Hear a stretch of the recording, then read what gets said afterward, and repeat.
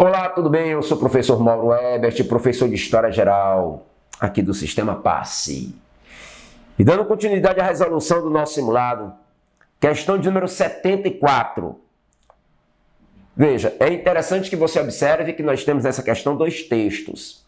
Enem gosta de colocar também textos duplos numa questão, a fim de fazer com que o aluno leia os dois textos e perceba, né, que ele tem uma habilidade.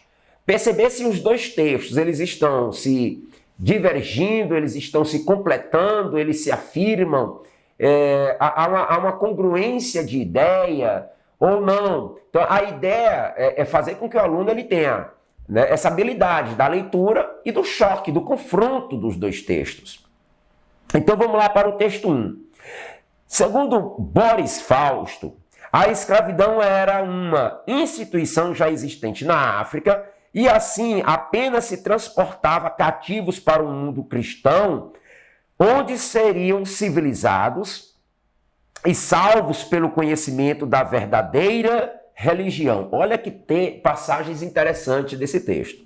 Dizer que a escravidão ela já existia na África e mais, que o transporte do cativo para a América, trazer a pessoa escravizada para a América e inseri-los no mundo cristão, era uma forma de civilizá-los e uma forma de fazê-lo se salvar através da verdadeira religião, que é a religião cristã.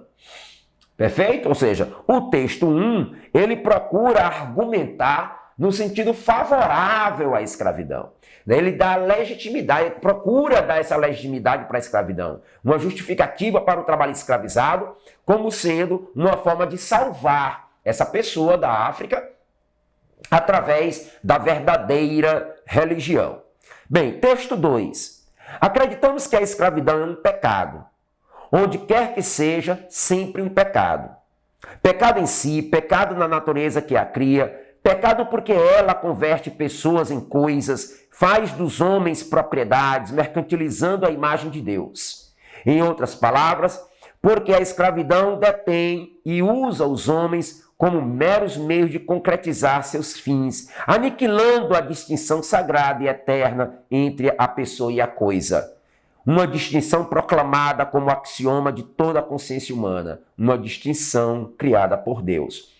Observe que agora o texto 2, né, ele procura condenar a escravidão. Enquanto o texto 1 argumenta de forma favorável, legitimando a escravidão, justificando a escravidão, a partir de um argumento religioso, o texto 2 condena essa escravidão também utilizando o argumento religioso. Né? A religiosidade presente, né, nos dois textos, mas é bom que se perceba que enquanto um defende, o outro condena, usando-se do mesmo argumento. Né? O pano de fundo que está aí é a religiosidade. Então, com relação à escravidão, os textos, a letra A diz, usam a religiosidade para justificar? Não. Para justificar a escravidão? Não, o segundo não justifica, o primeiro até que sim. A letra B, se contrapõe na temática econômica? Não é essa a questão do texto. Os dois textos não estão trabalhando a escravidão no seu sentido econômico. São favoráveis ao uso do trabalho indígena? Também não é esse o trato do texto. Vamos até ver que o texto está falando da escravidão africana, dos povos africanos. A letra D, abordam explicações para a sua existência. Não está levantando explicações para a existência da escravidão.